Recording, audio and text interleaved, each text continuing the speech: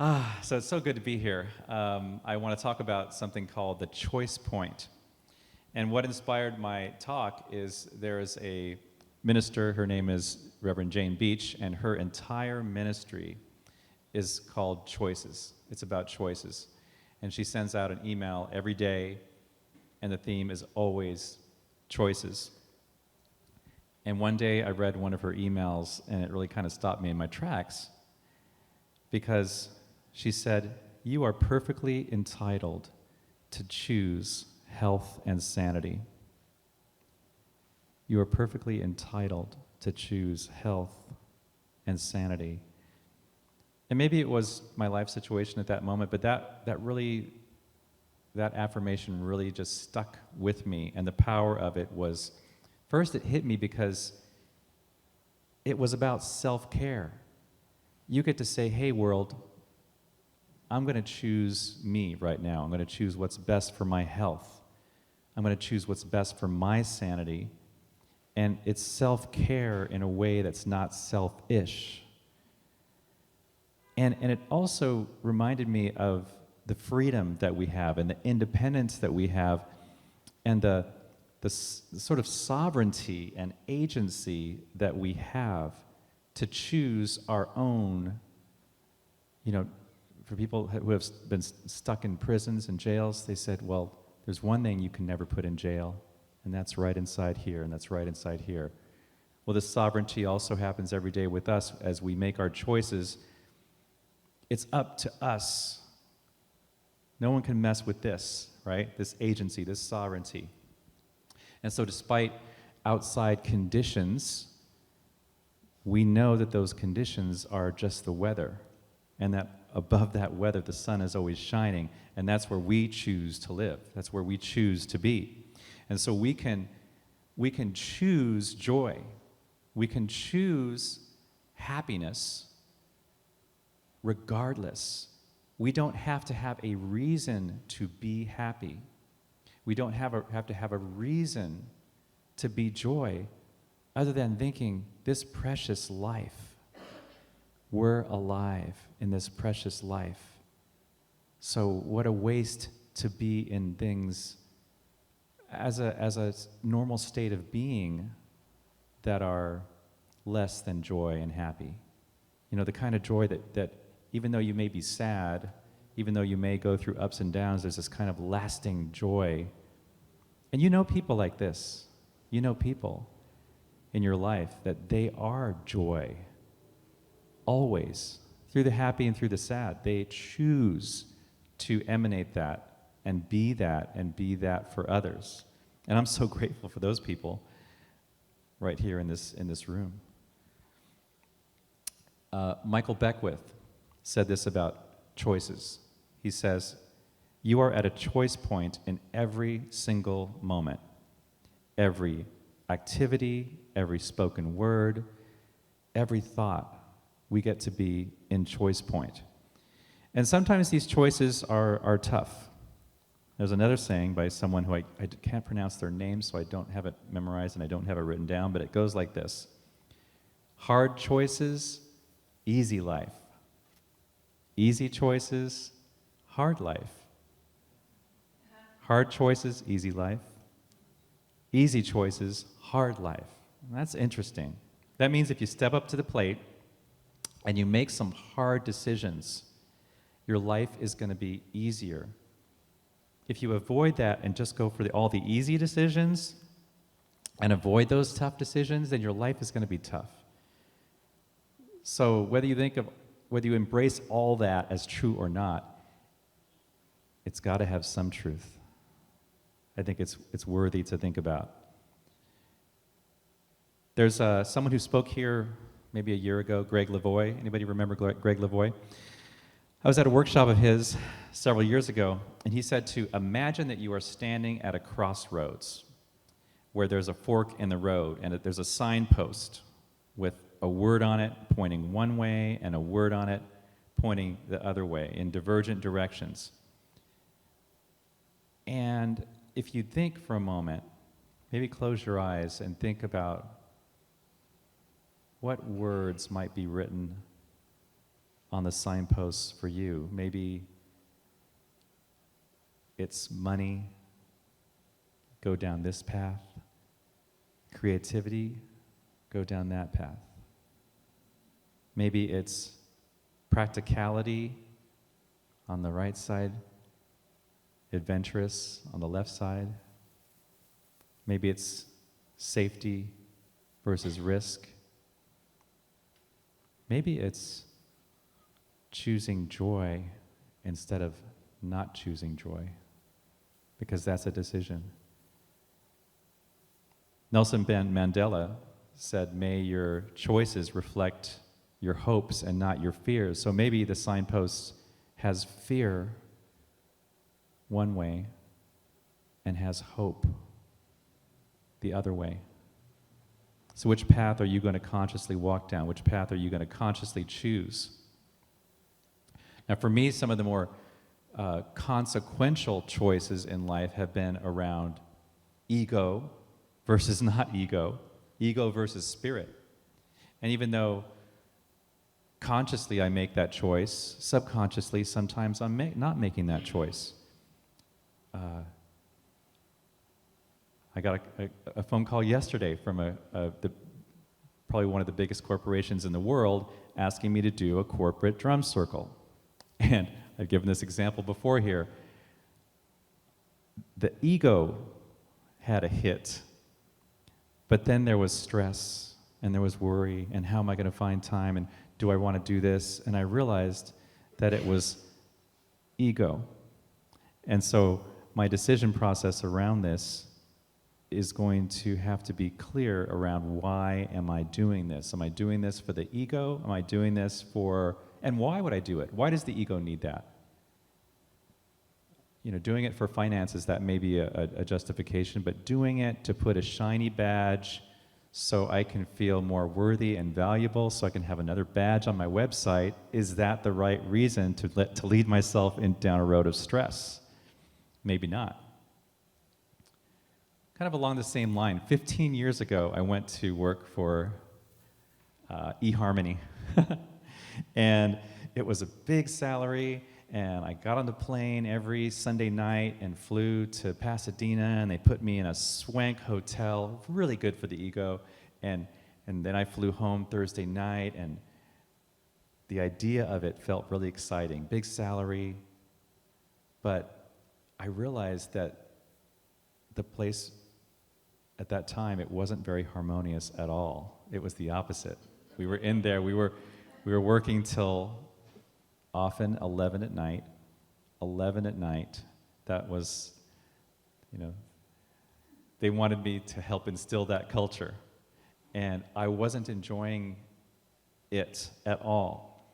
And I realized that all of the trappings of the ego, the money, all those things, you know, eHarmony, meeting Neil Clark Warren, all those things couldn't stop me from making the right soul decision, because 2 weeks in, I was at the airport, San Jose airport, 6 in the morning with my carry-on luggage, getting ready to roll it up the ramp. I had already checked in. I just had to walk up that ramp onto the plane. And I could not step onto that plane. It felt like a trap to me.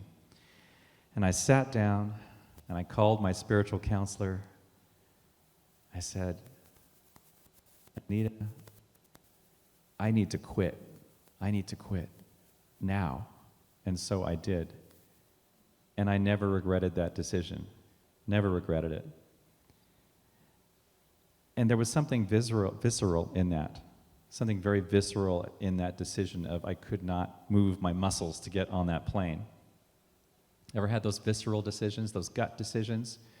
One of those gut decisions for me was when my mom had a stroke in 2016.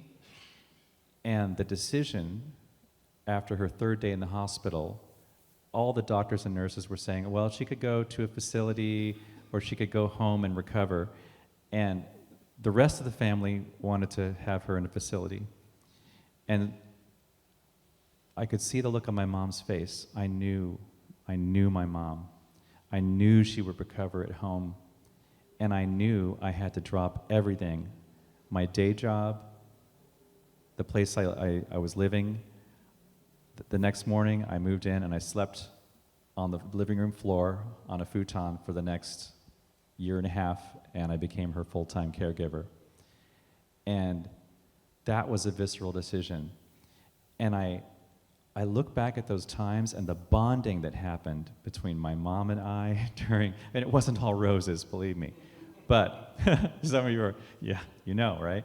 But the bonding, the things that got to resolve between me and my mom that had not been resolved, even though, she was 90, it was a gift.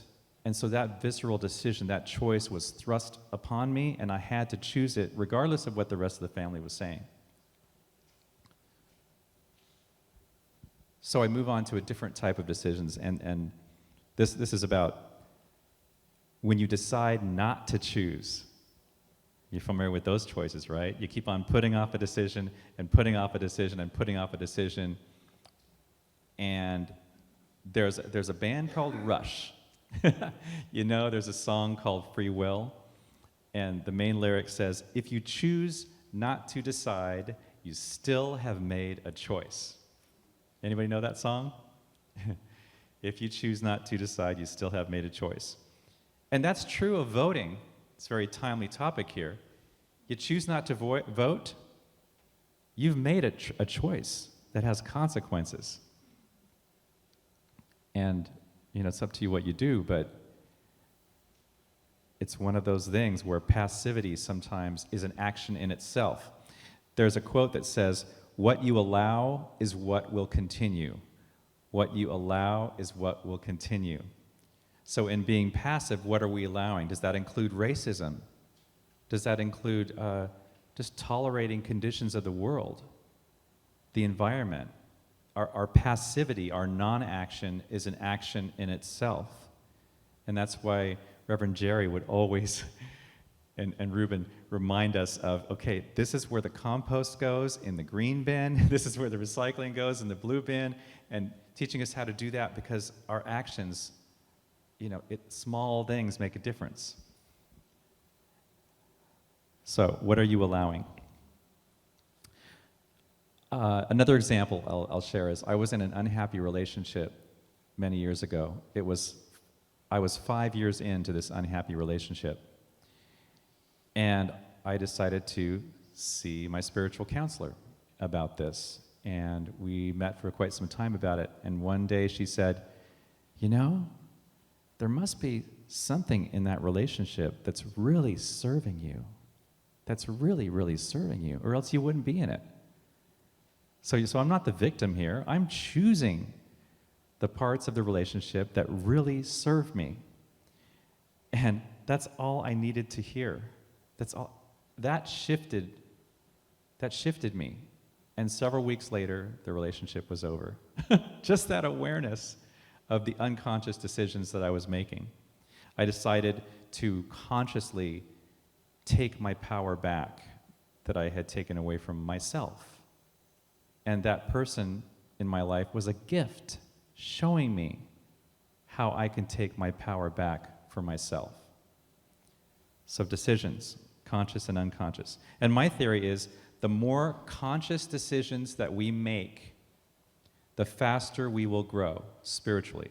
The more conscious decisions we will make, the faster we will grow, instead of letting the sleepwalking decisions make our way of being.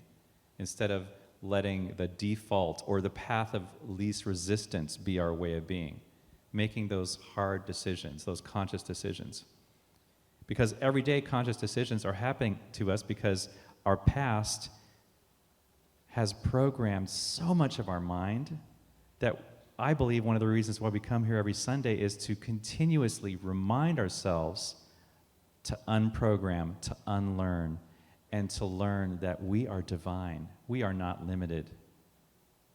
20, 30, 40, 50 years, 60 years of hearing messages of lack and limitation and then believing our own thoughts and our own conversations in our head about those lack and limitations, about I'm not good enough, about all these things.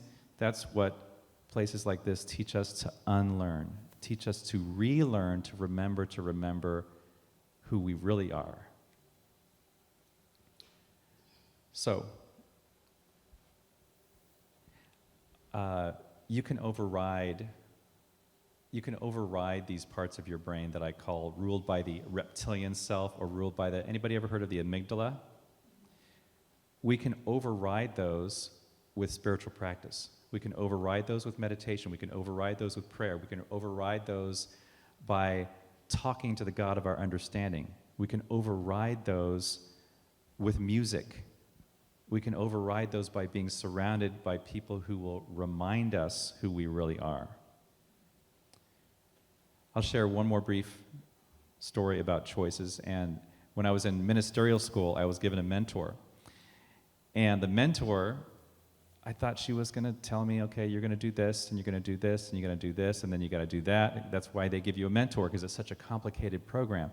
But my mentor said, okay, you get to choose how much you're going to meet with me, how much you're going to use my advice. You're going to decide when you're going to bring me in and when you're not going to bring me in.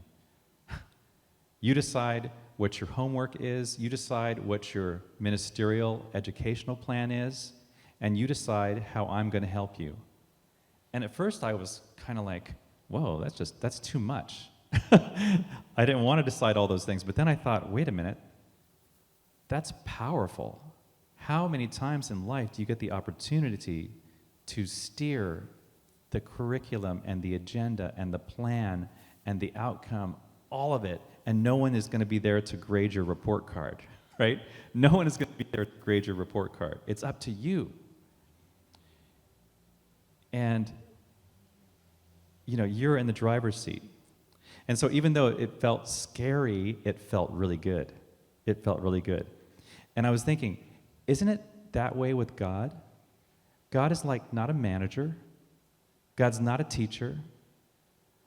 God is putting tidbits of wisdom out there every single moment. Every single person you talk today, there's going to be a tidbit of wisdom given to you by God. And it's up to you how much you choose to let God into your life. You get to choose. You get to choose how much to trust. You get to choose how much to pray. You get to choose how much to be a spiritual person versus not. You get to choose. And these choices are consequential. So I'm going to end with this. There's a Netflix series called Colony. Ever heard of that? Colony. And in it, I don't even remember the series, but I remember this quote. It says, even the greatest of us makes 2 to 3 critical mistakes in their lives. Each one of us makes 2 to 3 critical mistakes in their lives, but it's the choices that we make today that will determine our future. We all make those critical mistakes, but it's not about looking backwards and beating ourselves up for 30 years. It's not about that. That's a complete waste of time. And so if there's one thing you remember today, it's that we can make a conscious decision to go forward from here on and not be afraid to choose joy, to choose hope, to choose love, to choose our own power again. So let's go into a moment of prayer. And Michael, would you help me out? So just thinking about the choice point and that signpost. What 2 words are on that signpost right now?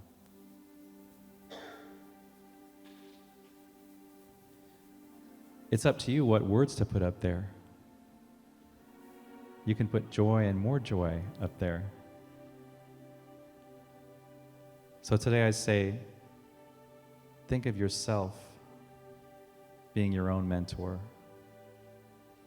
Think of yourself being your own wise sage, because you really are.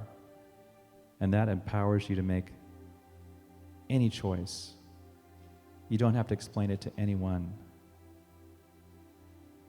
So choose happiness. Choose joy because you're alive.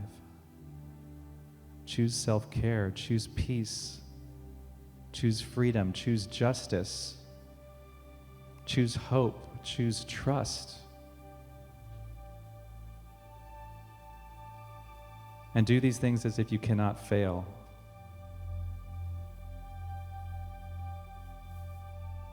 And if you fall 7 times, get up 8.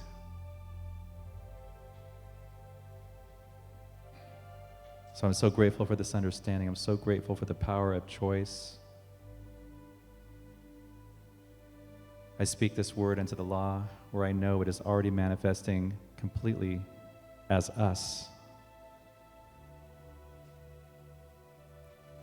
I let it be. I let it be. And I say, and so it is, and so it is. Amen.